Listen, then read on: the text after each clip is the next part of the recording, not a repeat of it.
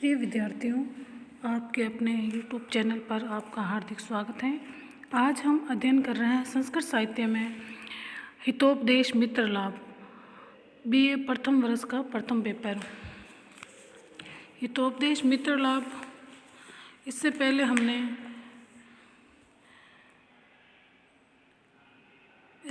हमने अध्ययन किया था कि किस प्रकार का पुत्र है जो श्रेष्ठ पुत्र किसे कहा गया है, किस प्रकार का जो पुत्र है वो सुखदायक है और जो मूर्ख पुत्र है वो दुखदायी है।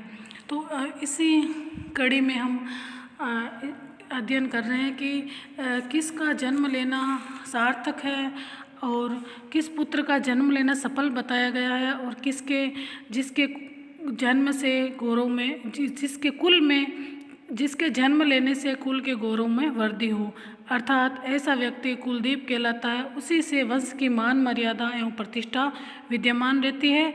इस प्रकार के व्यक्ति या पुत्र के लिए विद्वान या विद्यापूर्ण होना परम आवश्यक है। इसी श्लोक में हम इसका अध्ययन करेंगे। स जातो येन जातेन जाति वंश समुन्नतिम परिवर्तने संसारे मर्त को वाना चाहते।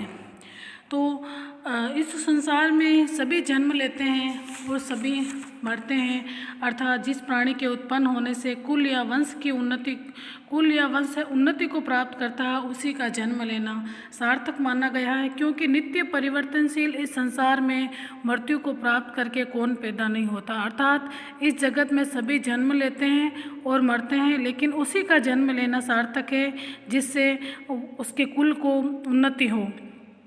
अर्थात इस जगत में कुटुंब के भार रूप तो बहुत ही मरते रहते हैं और उत्पन्न होते रहते हैं, लेकिन ऐसा व्यक्ति जो जिसके जन्म से कुल के गौरव में वृद्धि हो, ऐसा व्यक्ति कुलदीप कहलाता है।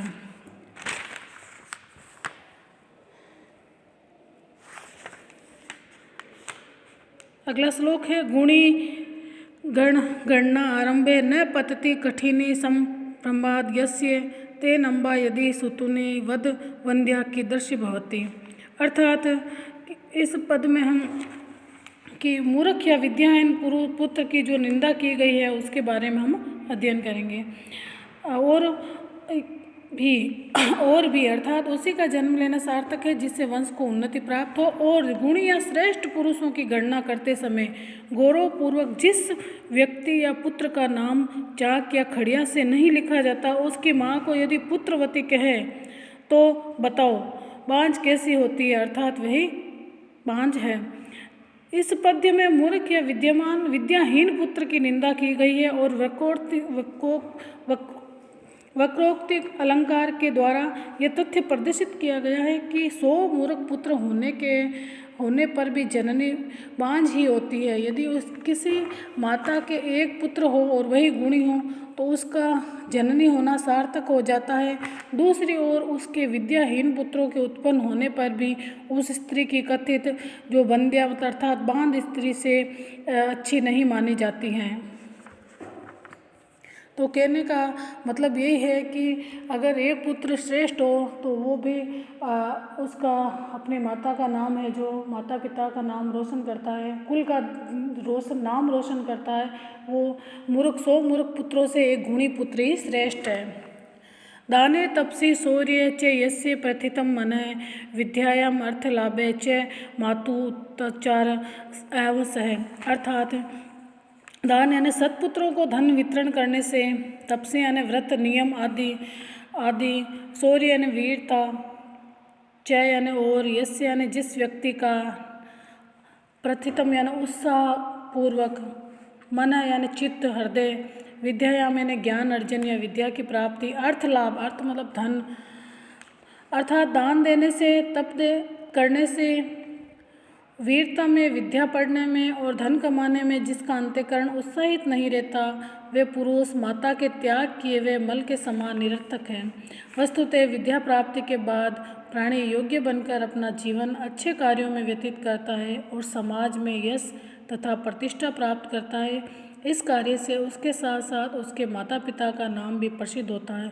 किंतु यदि मूर्ख एवं अयोग्य हुआ हो तो पुत्र, तो उसका जन्म लेना या न लेना कोई अर्थ नहीं रखता, फिर तो वे अपनी जननी के लिए भी व्यर्थ की वस्तु है। इस पद्य में प्राणी या व्यक्ति अर्थात पुत्र के लिए 5 वस्तुएं उपयोगी मानी गई है: दान देना, तप करना, पराक्रम या वीरता, विद्या प्राप्ति और अर्थ लाभ अर्थात धनार्जन। अगले श्लोक में, इसी क्रम में हम अगले श्लोक का अध्ययन कर रहे हैं कि वरम एको गुणी पुत्रो नैच मूर्ख सत्या शतेरपि एकश्चंद्रस्तमो हंति नैच तारा गणेरपि। अर्थात 100 मूर्ख पुत्रों से तो एक गुणी पुत्री श्रेष्ठ है। वरम एको गुणी पुत्रो नैच मूर्ख सतेरपि एकश्चंद्र तमोहंति नैच तारा गणेरपि। हजारों करोड़ों तारे होते हैं जो पृथ्वी के अंधकार को नहीं हर सकते, लेकिन एक चंद्रमा होता है जो पूरी पृथ्वी को प्रकाशित करता है। चंद्रमा से गुणी पुत्र की तुलना करते हुए कवि ने कहा है कि हजारों मूर्ख पुत्रों, सैकड़ों मूर्ख पुत्रों से एक गुणी पुत्र श्रेष्ठ है। जिस प्रकार करोड़ों तारे पृथ्वी को प्रकाशित नहीं कर सकते, उसी प्रकार एक चंद्रमा पूरी पृथ्वी को प्रकाशित करता है। अकेला एक चंद्रमा जो अंधकार का विनाश कर देता है, जबकि ताराओं के समूह के द्वारा उसका विनाश नहीं किया जा सकता। इसी क्रम में अगला श्लोक है, पुण्य तीर्थे कृतम येनम तपः काप्येति दुष्करम तस्य पुत्रो भवेदवश्य समृद्धो धार्मिक शुद्धि। अर्थात भारतीय संस्कृति की यह महती विशेषता है कि यहाँ के लोग कर्मवाद एवं पुनर्जन्म में अटूट आस्था रखते हैं। यहाँ वर्तमान जीवन से प्राप्त किसी भी व्यक्ति के सुख या दुख को भी पूर्व जन्म के कर्मों का फल माना जाता है। जिस पुरुष के द्वारा किसी पवित्र पुण्य तीर्थे कृतम येन तपः काप्येति दुष्करम, अर्थात जिस पुरुष के द्वारा किसी पवित्र तीर्थ स्थान में बहुत कष्ट साध्य तप किया गया हो, उसी का पुत्र अपनी आज्ञा में रहने वाला, धन संपन्न, धार्मिक तथा अच्छी बुद्धि वाला होता है। अर्थात कि अगर आपने पुण्य तीर्थ का तात्पर्य यहाँ काशी आदि उन पवित्र तीर्थ स्थलों से है जहाँ महापातकियों के भी पाप नष्ट हो जाते हैं, उससे आस्य पाप प्रध्वंसक अर्थात त्रिविध ताप के उद्धारक क्षेत्र से है। अति दुष्कर का अर्थ है अत्यंत कठिन या बहुत कष्ट साध्य। तब ऐसे कार्यों को कहते हैं जिसमें भगवान का नाम जपना, मौन रहना, व्रत या उपवास करना, यज्ञ आदि अनुष्ठान करना प्रमुख है। इस प्रकार तप करने का आशय श्रद्धा और आदर पूर्वक इनका निरंतर सेवन करना। ऐसे तपस्वी और पुण्य आत्मा पुरुष का पुत्र अपने पिता की आज्ञा व सेवा में तल्लीन रहने वाला, धन पुत्र कलत्र अधिकार वैभव आदि से परिपूर्ण, यज्ञ ध्यान आदि धर्म अनुष्ठान करने वाला तथा शुद्धि होता है। शुद्धि शब्द भी अद्वितीय है। वैसे इसका सामान्य अर्थ बुद्धिमान होता है, किंतु इसका विशिष्ट अर्थ शास्त्रलोक और हृदय इन तीनों के अनुकूल बुद्धि से है। धी का अर्थ प्रज्ञा और शु का अर्थ शोभन अर्थात श्रेष्ठ। शास्त्र उसके अध्ययन से प्राप्त विचित्र प्रतिभा वाली बुद्धि से है। जिस पुरुष के द्वारा किसी पवित्र तीर्थ स्थान में बहुत कष्ट साध्य तप किया गया हो, उसी का पुत्र अपनी आज्ञा में रहने वाला, धन संपन्न, धार्मिक तथा अच्छी बुद्धि वाला होता है। इसी क्रम में अगला श्लोक है,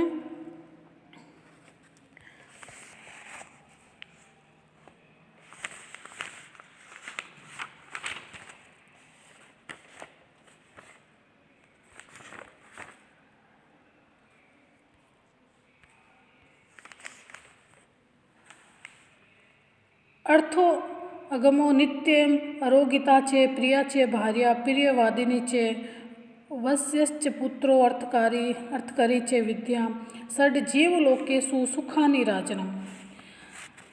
कहा गया है कि इस श्लोक का सारांश है कि 6 वस्तुओं की उपलब्धि न होने से प्राणी का जन्म व्यर्थ कहलाता है।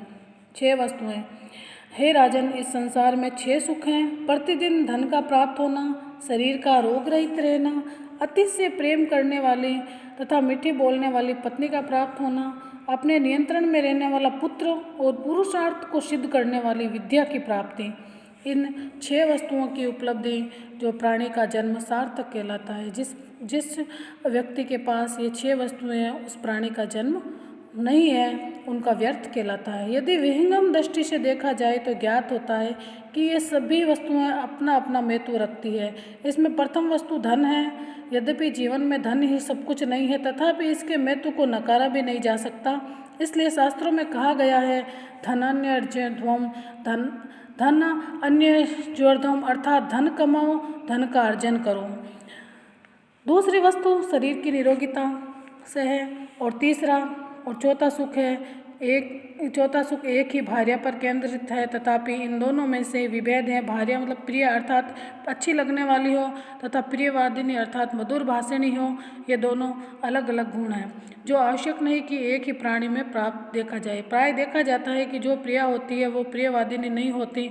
इसी प्रकार मधुर भाषिणी को प्रिया का गौरव प्राप्त नहीं होता। वस्तुतः ये दोनों गुण प्राणी के बाह्य और आंतरिक सौंदर्य से संबंध रखते हैं। उदाहरण के लिए इन्हें अच्छी तरह से समझा जा सकता है। राजा दशरथ की पत्नी कैकेयी प्रिया तो थी पर प्रियवादिनी नहीं थी। उसके बाह्य रूप सौंदर्य ने राजा दशरथ को आकर्षित कर लिया था, परंतु उसका आंतरिक सौंदर्य उतना अच्छा नहीं था जितना कि होना चाहिए। इसी के कारण राजा दशरथ की अकाल मृत्यु हुई।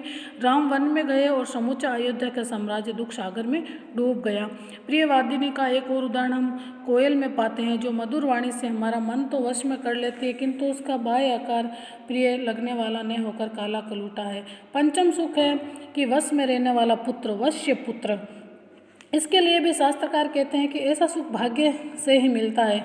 हम संसार में प्राय व्यवहारिक रूप से देखते हैं कि मनुष्य को और सब सुख मिलने के उपरांत भी आज्ञाकारी पुत्र प्राप्त होने का सुख अत्यंत कठिनता से मिलता है। श्रवण कुमार जैसे पुत्र बहुत कम होते हैं। कंस या औरंगजेब जैसे पुत्रों की कमी नहीं होती, जो अपने पिता अग्रसेन या शाहजहां को बंदी बनाने में भी नहीं चूकते। छठा और अंतिम सुख ये अनर्थकारी विद्या का है। यहाँ अर्थ का आशय केवल द्रव्य या धन संपत्ति से नहीं है। अर्थकारी विद्या अपितु पुरुषार्थ से है, जो मानव मात्र के लिए महत्वपूर्ण माने गए हैं। इसमें धर्म, अर्थ, काम और मोक्ष की गणना की जाती है। अगला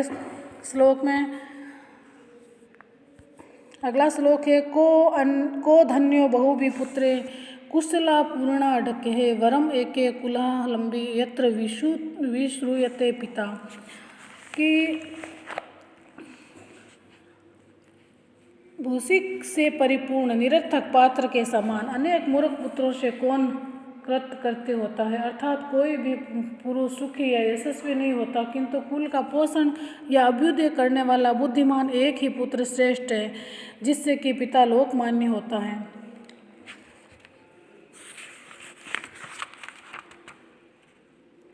अर्थात पल ये तरल पदार्थों का एक माप विशेष है। समय का पल लघु विभाग में ही पल कहलाता है, जो 60 विपल अर्थात 24 सेकंड के बराबर होता है। कि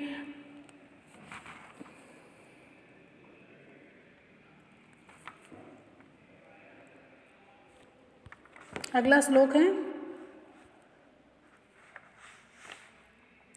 ऋणकर्ता पिता शत्रु माता चे व्याभिचारिणी भार्या रूपवती शत्रु पुत्र शत्रु पंडित है।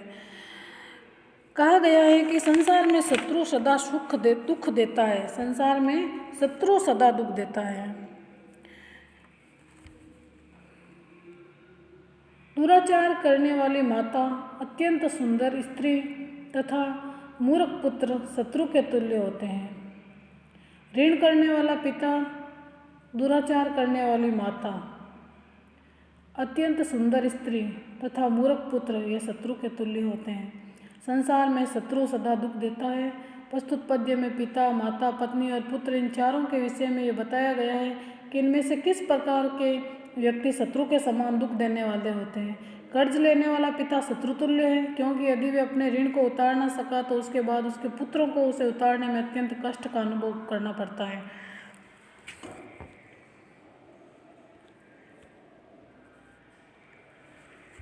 यदि भार्या या पत्नी रूपवती है तो वे भी शत्रु के समान होती है, क्योंकि ऐसे स्थिति में अन्य कामुक लोग उसकी ओर आकर्षित होते हैं तथा उसकी पत्नी को उसकी सुरक्षा में बड़ी पीड़ा होती है। इसी प्रकार घर में यदि पुत्र विद्या प्राप्ति से वंचित रहा, वह अपंडित या मूर्ख रहा, तो वह अविद्वान पुत्र भी अपने पिता को शत्रु के समान ही दुख देने वाला होता है। उल्लेखनीय है कि उपयुक्त पद्य में जिन 4 संबंधों की चर्चा की गई है वे अपने अपने संबंध रखने वाले उपयुक्त पात्र को ही बोध कराते हैं। जैसे श्लोकों के प्रथम चरण में आया पिता शब्द अपने पुत्र के लिए दुखदायी कहा गया है, इसी प्रकार द्वितीय चरण में माता है अपने पुत्र के लिए कष्टदायक, तृतीय चरण में रूपवती भार्या अपने पति के लिए शत्रुवत और चतुर्थ चरण में अपंडित पुत्र अपने पिता को पीड़ा पहुंचाता है।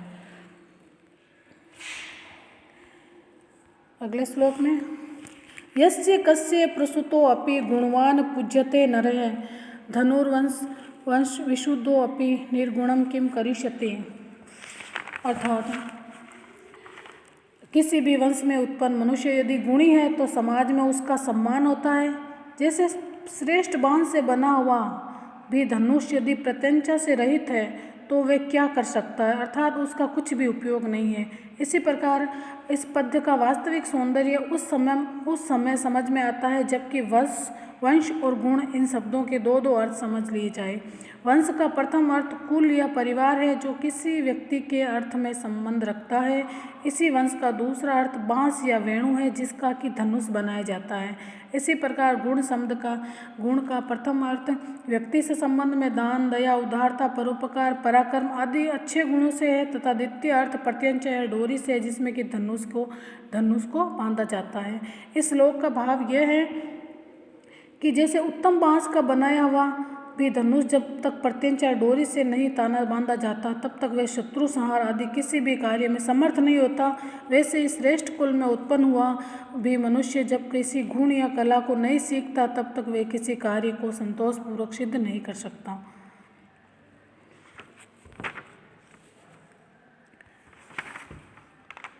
हा पुत्रक नादितं गता श्वेताशु रात्रिषु तेन त्वं विदुषां मध्य पंके गौरीव शीदशी। अर्थात बड़े दुख की बात है कि हे पुत्र, तुम्हारे द्वारा इन व्यतीत की गई रात्रियों में अर्थात भूतकाल में अध्ययन नहीं किया गया, इस कारण तुम अब विद्वानों के मध्य उसी प्रकार दुख पाते हो जिस प्रकार की कीचड़ में फंसी हुई गाय।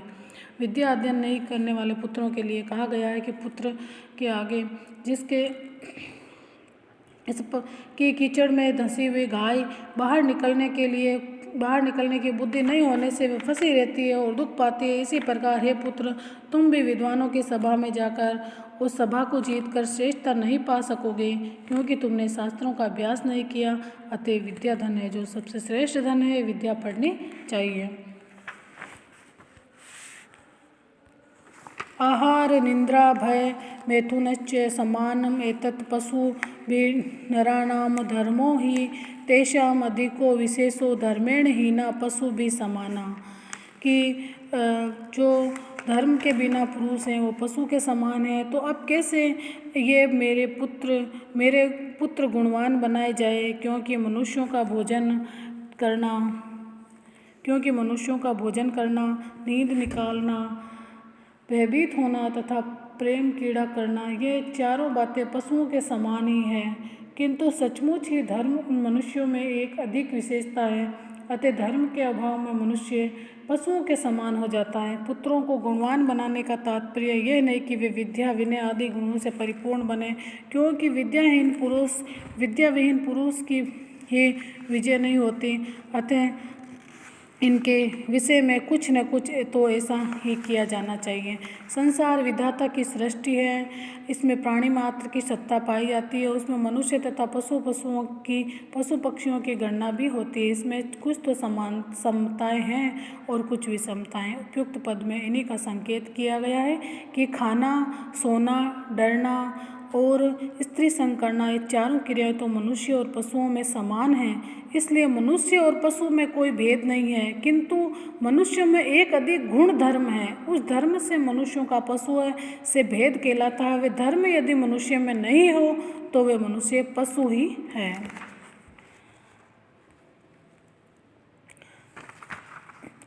धर्म अर्थ काम मोक्षाणाम यस्य कोऽपि न विद्यते अजगलस्तन्नस्य तस्य जन्म निरर्थकम। यदि मनुष्य में पुरुषार्थ नहीं है, चतुर्वर्ग में धर्म अर्थ काम और मोक्ष की गणना की गई है।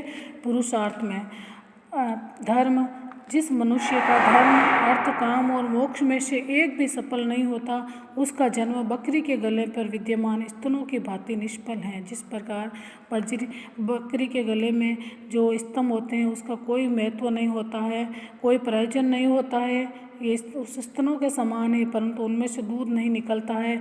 इसी प्रकार जो कार्य निष्फल या व्यर्थ होता है उसके लिए अजगल स्तवंत का प्रयोग किया जाता है।